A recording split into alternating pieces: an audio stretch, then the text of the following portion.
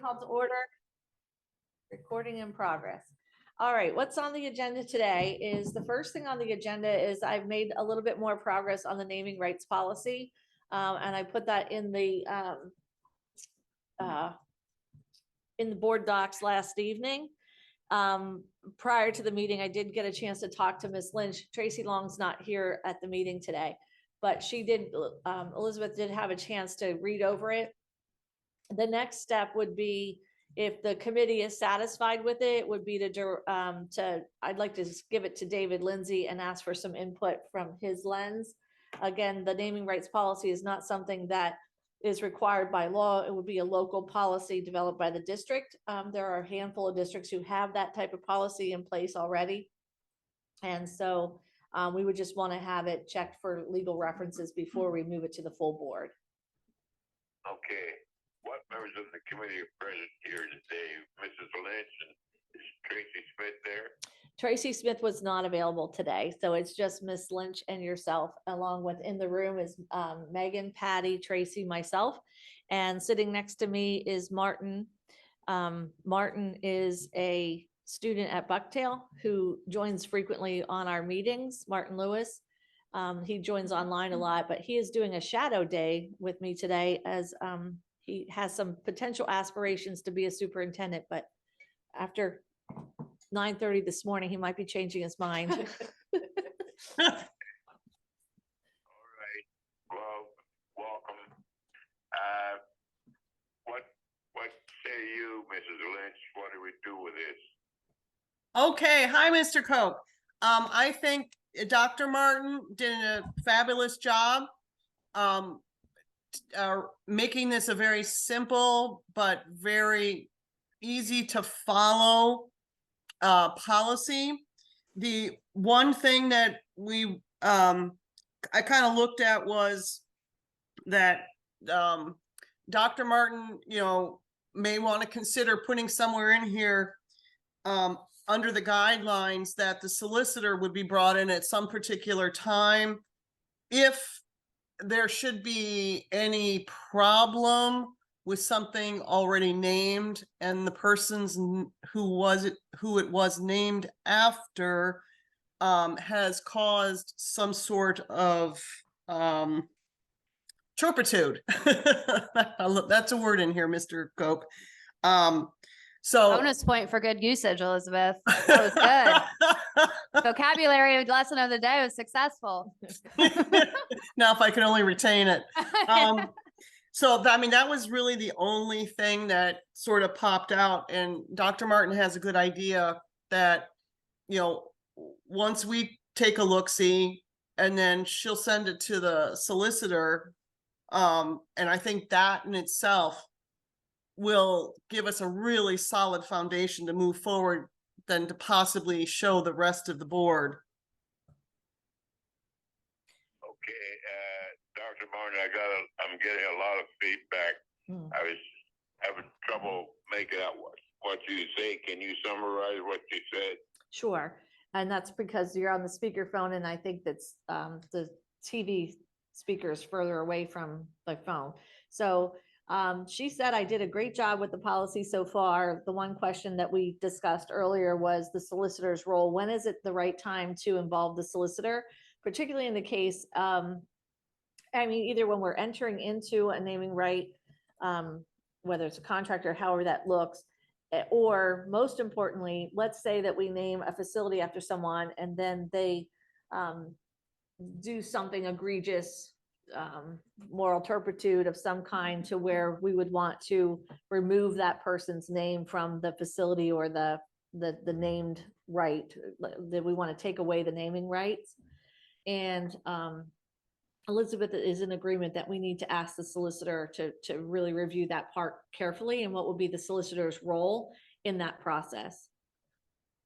Okay, well, if that being the case, let's then refer this to the solicitor.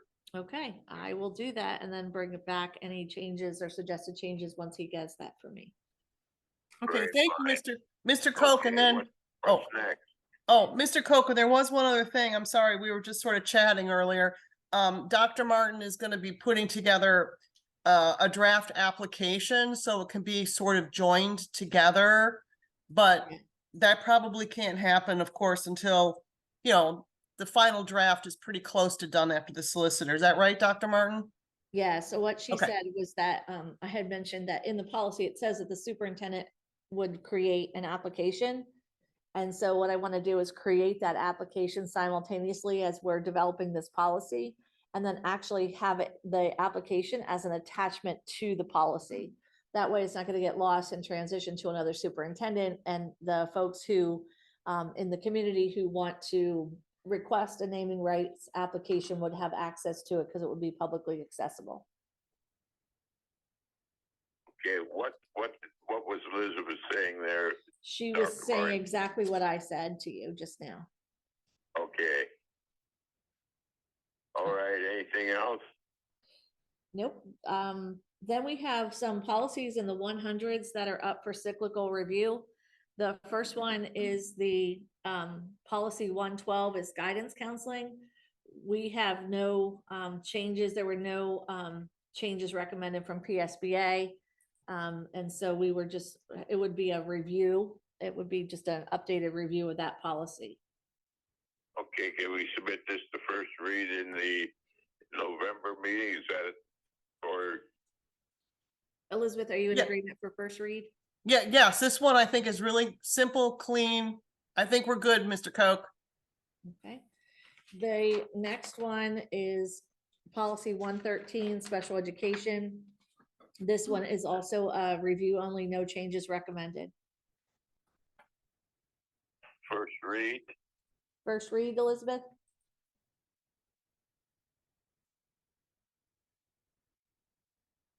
I'm sorry, I was on mute. I don't think this one has a lot of extra sentences in it.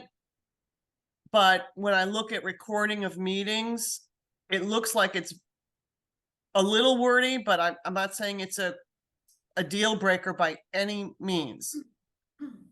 But it looks clean. I just don't know if the recording of the meetings needs any more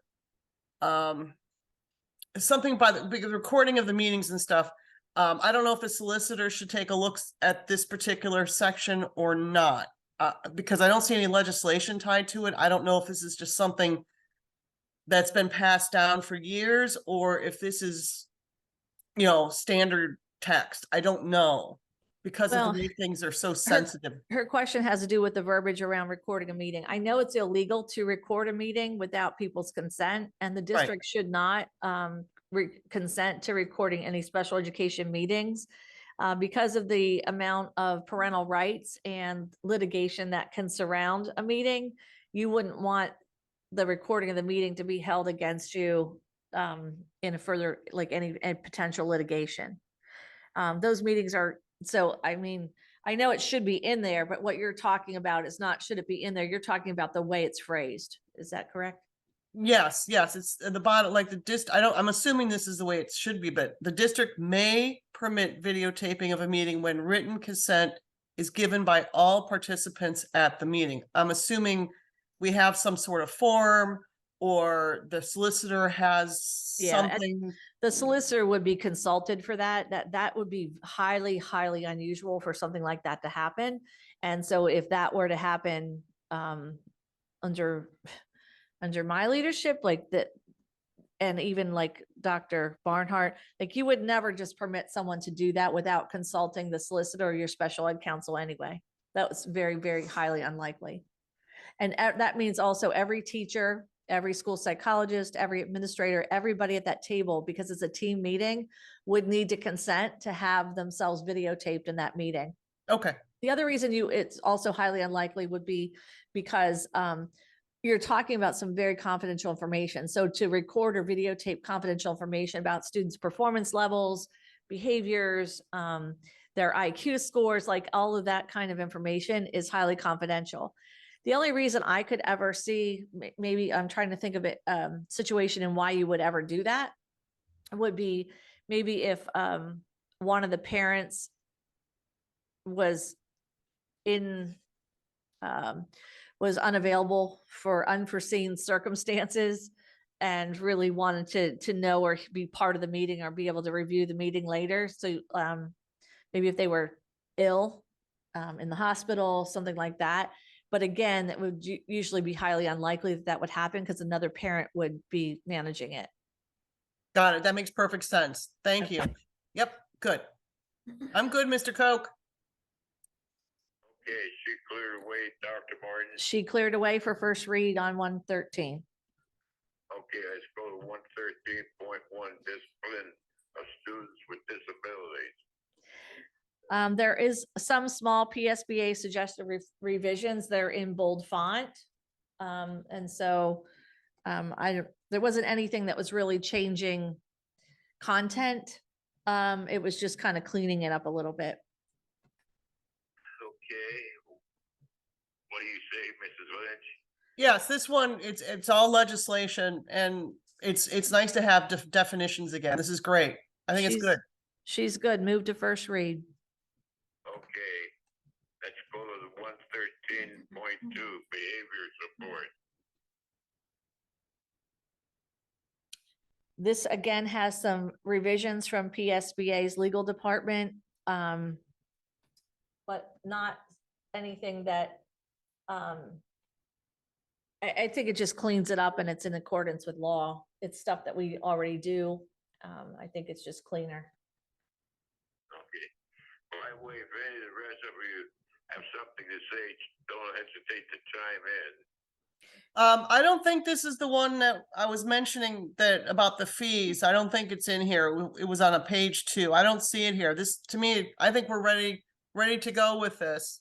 The biggest change here is positive behavior support. It just uses the updated language too for discipline and behavior support. So Elizabeth's good for first read on this one.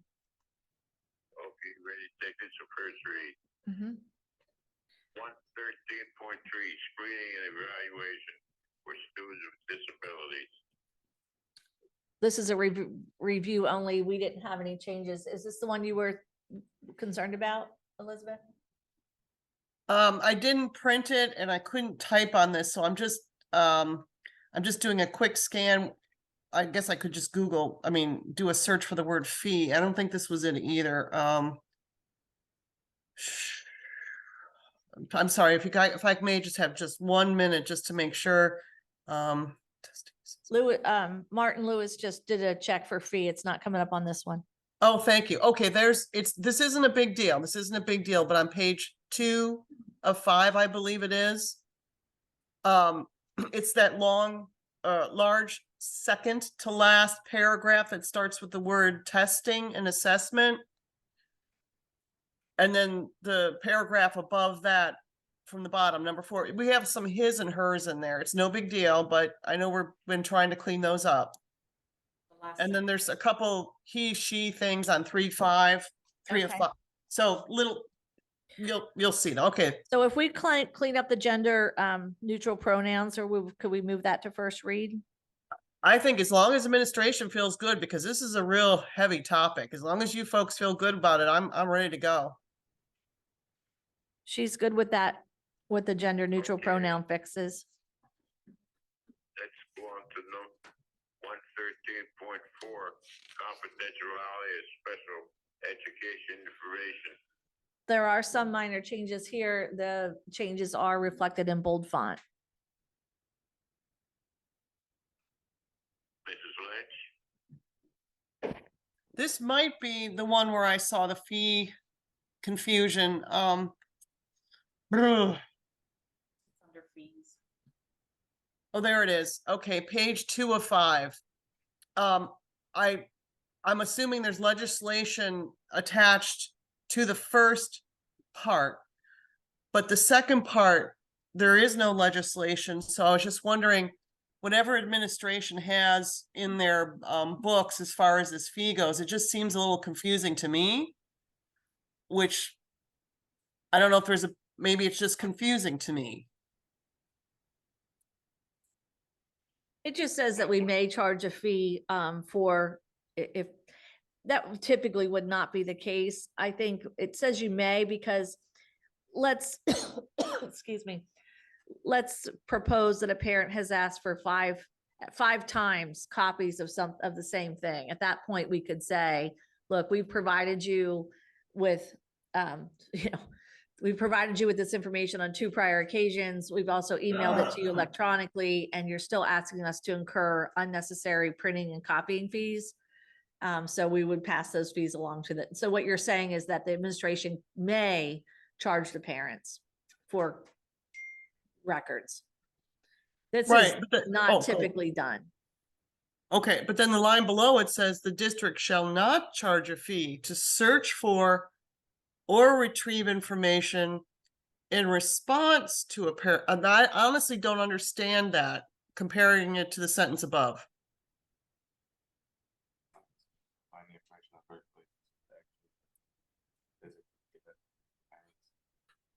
Yeah, so I think the first fee is for copies, the other fee is for searching and finding. Or it's saying you can't charge them for searching and finding. So we can't charge them an hourly rate for our service to search and find the documents, but if we wanted to charge them for the copies of the documents, we could.